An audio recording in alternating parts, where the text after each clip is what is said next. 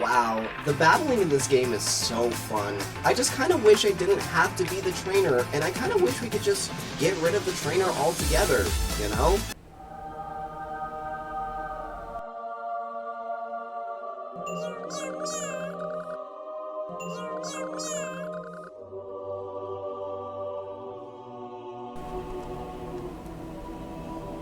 Pokepark Pikachu's Adventure? Oh!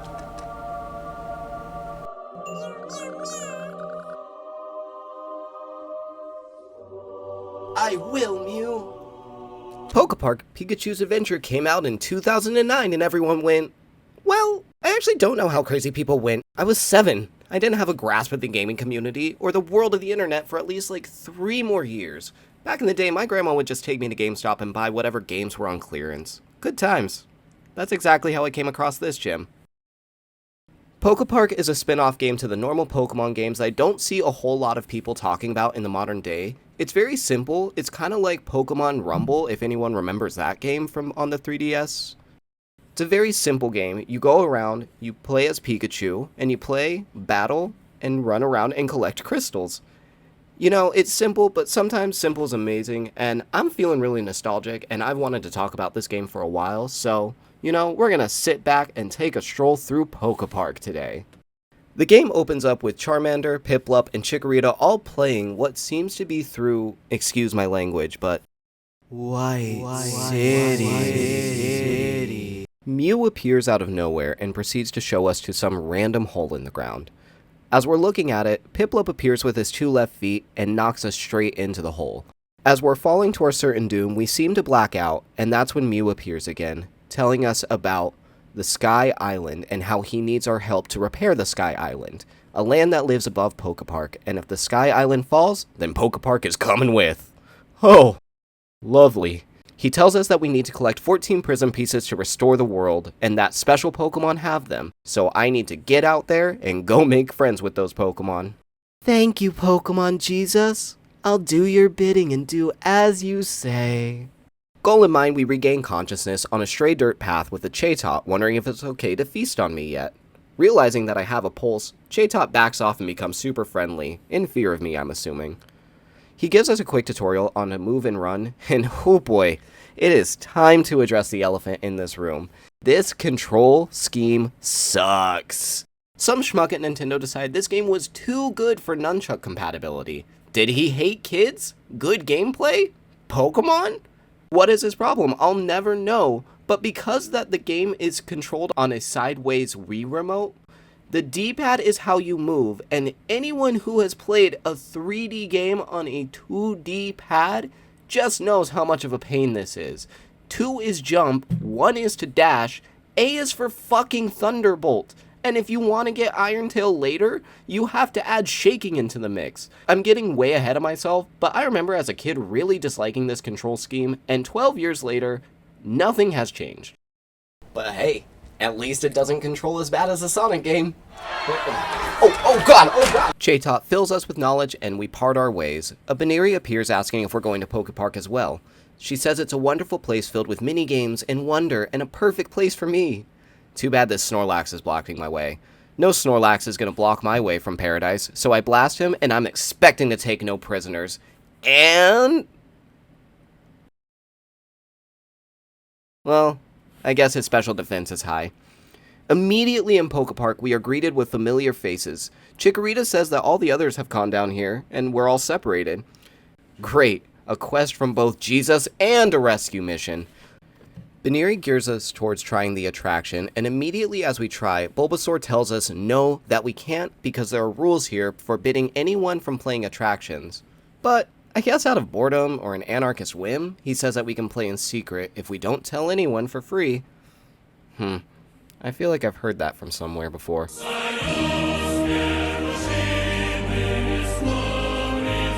Homie chill like that, you know? Time for a minigame. Shake the remote. Alright. After winning the game, Bulbasaur presents us with a shattered crystal and tells us Mew told him in a vision to give it to the first person who clears the attraction. I feel like there could have been a better way to give it to us, but okay. Hooray! We got a crystal. Our victory is short-lived when someone snitched on us because the 5-0 pull up and tell us we gotta go see Venusaur. Chikorita gets caught in the crossfire somehow and gets kidnapped. That's kind of unexpected. We go after her alone, but during the chase, I proceed to make friends with lots of Pokemon, because by playing their minigames and making friends with them, I can use them for the big minigames against the bosses. And let me tell you, certain Pokemon have better advantages in these minigames than others do. Neat! Trico blocks the bridge and tells us the only way for us to get past him is for Turtwig to win the bonus minigame in Bulbasaur's dash, because he's too slow.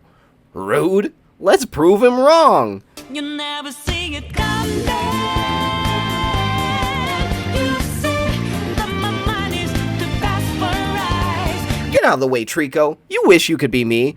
But of course, Mankey blocks our way, and I'm not looking for a convo. I'm looking for a fight. Epic. Mankey lets us pass, and Croagunk stands in my way. He decides to extort me and says I can only pass if I give him 200 berries.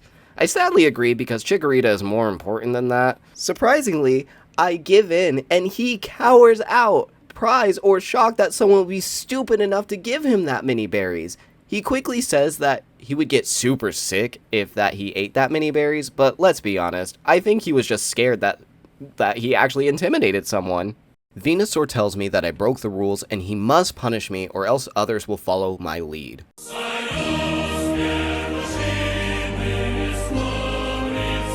In order to save her, I have to beat the Sparrow minigame and beat Croagunk in battle. We add Croagunk to our hit list and we fly through some parkour. Venusaur has had some time to think with Chikorita, and she convinces him that everyone can have fun, so it's all on Venusaur's Vine Swing, whether the people are free or not. So I'm betting on Monkey. I believe I can fly. Venusaur is so impressed with my swinging skills that he decides it's time to open up Pokepark again and begin a new era, where everyone gets along and plays games. He presents me a crystal and says I should go talk to Empoleon and Blaziken in their respective zones, and that they all had a big fight and a crashing out and something or other, and basically they don't love each other anymore. Great. Quest from Jesus, a search party, and now I'm a marriage counselor. Let's do this. He proceeds to open up the gate where we can go to the meeting plaza, which is like a big hub for the world, but everyone has shut off their own zones. Word spreads super fast and we head to the ocean zone. Only then we are greeted by Feraligatr and Gyarados fighting. Empoleon went missing and hid himself in the iceberg zone, so now Gyarados believes that he's the big baddie. The iceberg zone is locked away behind a big boulder and we're too wimpy to move it, but Feraligatr won't budge till I tell Gyarados off. Why should I tell Gyarados off? I get that, like, I'm a Pikachu, but, like, you're both fully evolved. Deal with it yourselves, you know? Well, let's go fry this leech. We see Piplup and the others on an island with Wynot, and they ask we need help if we can build a bridge. We run back to the Meadow Zone to see if this Bidoof will help build a bridge over, but first, he tells us that he needs to build a house for his family. So we spend our time doing that for a minute. Then he helps us build a bridge across. Sadly, Sharpedo bullies us and says that I have to go beat Pelipper's minigame in order to build here. Man, the wild is weird. Beating the minigames, we gain another crystal and access to the islands, we rescue Piplup and proceed to tell off Gyarados, who says he's going to take over the entire world. But if we beat his minigame, then he'll chill out. If you don't want to do something, man, just say it. We watch Golduck do drifts in the pool. Another crystal is ours. Gyarados apologizes for his behavior and decides to reopen his minigame to all, from world domination to Carney. Man, his dreams are odd. Feraligatr uses his big muscles to break the rock, and we find something else on the ground. And a Lapras. The Lapras proceeds to say, "Hee hee, I've never met you, and that's a balloon. You can fly it." I'm sorry, I've never met you? Weird greeting. Anyways, besides all that, he agrees to take me to the Iceland, and Piplup agrees to take the balloon back to base. Onward to new adventure. Oh wait, no, when did I save? The Iceland is filled with so many different water types, and the Sneasel, I'm really positive, is not the correct color. But in order to meet Empoleon, I need to go find Mamoswine since he's the only one strong enough to break the wall that Empoleon built. But in order to go find Mamoswine, I have to go find Frostlash so she can freeze the lake to travel to the island he's on. Riveting gameplay game. Hooray! I found her ex-husband or whatever. Mamoswine, can you please break the wall? He obliges to help, and we finally get to meet Empoleon. Empoleon is so shocked to hear from me that Venusaur wants to be lovers again, but doesn't believe me, and says the only way he'll believe me is if I beat his minigame. Are you surprised? 'Cause I sure as hell am not.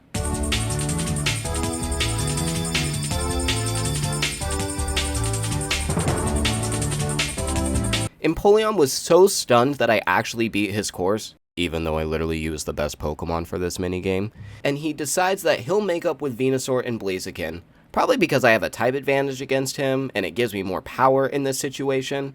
He hands me the crystal and encourages me to go talk to Blaziken and convince him to unite Pokepark as one whole entity again.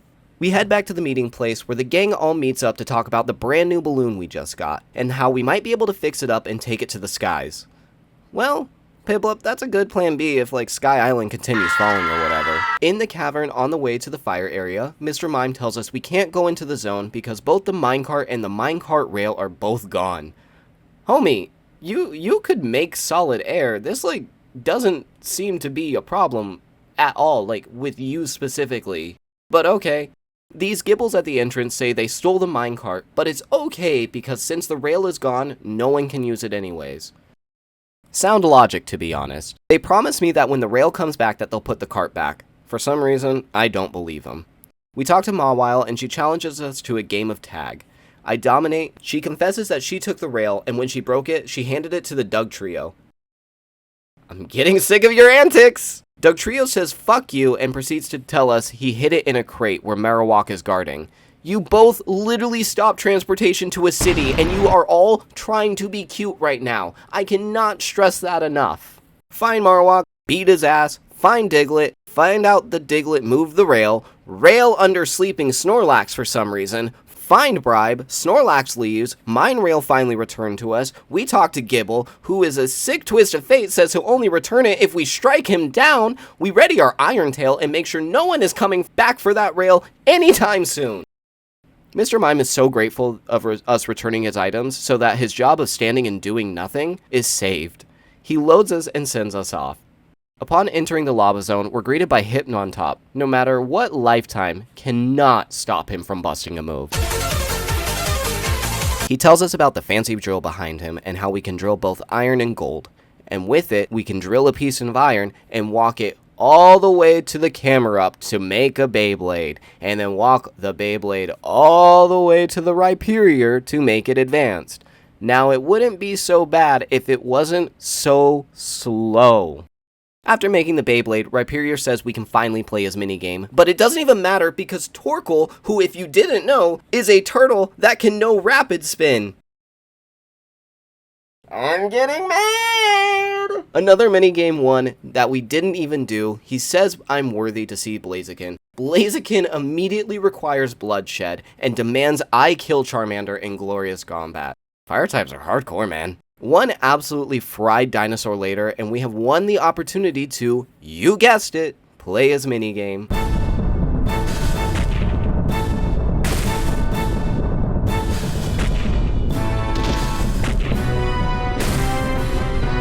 Blaziken is so moved that his Polly wants him back, he realizes what's truly important and opens the domain back to Pokepark. 8 down, 6 left. At the square, we find out we can find more information of Sky Pavilion through the Haunted Mansion. Listen, I'm not gonna lie, it's a lot more rinse and repeat of everything else I've done, so we just gonna kinda go quick recap style. Tangrowth minigame! Wow! Get Crystal, Duskull Tour, Ghastly lures us to a secret room. Wait.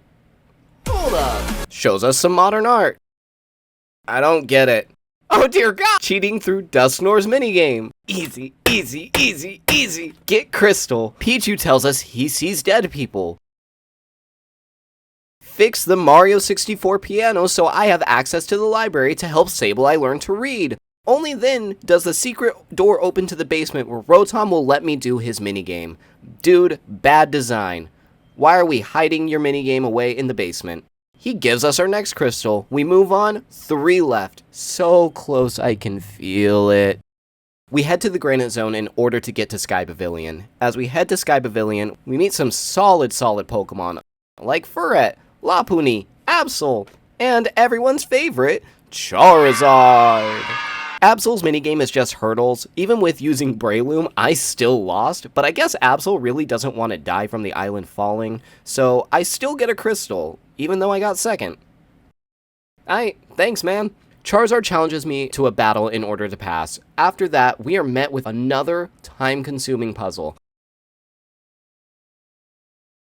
This game just loves to keep on giving. Flygon HG is at the top, and I need to guess the 3 hardest Nuzlocke to-dos with no heals. I guess wrong, and he tells me I'm unworthy and crashes my game. I'm sorry, Flygon! I answer his 3 riddles, and he decides to run away. Oh, hell no, you get back here. I swear to God, I'm not doing this. Salamance's minigame is the next one, and I vividly remember doing this minigame so much as a kid because it was my absolute favorite. I honestly just wanted to mention that. Honestly, it's just 10 out of 10 minigame. Salamance gives us another prism piece. We are at 1 left. Endgame is here, guys. We arrive at the grotto at the end of the Granite Zone, and in order to get to the Sky Pillar, we have to wake up the Guardian of the Grotto. Shaman tells us that a mirror is here in order to get to Sky Pavilion, but it seemed to have fallen. I don't know how that mirror is not going to be shattered if it fell back down to the ground. We head back to the plaza, and that's when we find the mirror conveniently at the top of the fort that's been slowly being built. For the fact that it didn't shatter, what is that glass? I need to know, please. We float back up to the hot air balloon and decide to commit a big-ass crime. Shine a bright light at a flying object. Rayquaza flies down and tells us in order to prove we are worthy for both Sky Island and the final Prism Shard, we must complete his final challenge. Oh boy, this must be a challenge like super hard if it's Rayquaza himself. I hope it's exciting. I hope we're gonna do it. Oh, we're done already. Yay. He gives us a last shard, and we bestow a gift of flowers to Shaman, who is so loved by the gratitude, he turns into Sky form and proceeds to lead Pikachu and the gang to Sky Island. As soon as we arrive, we are greeted by Mew, who immediately grills us for the shards. After we hand them to him, he decides everything is just one big joke, and immediately says let's play some games. Bro, the world is ending. Can we be serious for like 5 minutes? He gives us back-to-back minigames, starting with Hardcore, followed by 3 Pokemon battles where Mew transforms into 3 separate Pokemon. Passing Mew's test, he is so thrilled beyond belief that the prisms start reacting and Sky Pavilion starts ascending into the sky, avoiding catastrophe. Yay! The world is saved! We get back on the balloon and Chikorita sets off some fireworks and we let the credits roll. Honestly, I really enjoyed this game, all in all. It had its rough moments and especially horrible time-consuming parts, but honestly, I really loved the whole idea and the concept of this game. Hell, I'll be honest, this is still even some of the best gameplay I've felt to this day, and I wish they would do it more. I wish ZA would have the battle mechanics more like this. The worst part about this thing is the control scheme, and honestly, it gets to a whatever point when you play. I feel like they have so much love for this game that they haven't tried recreating in recent years.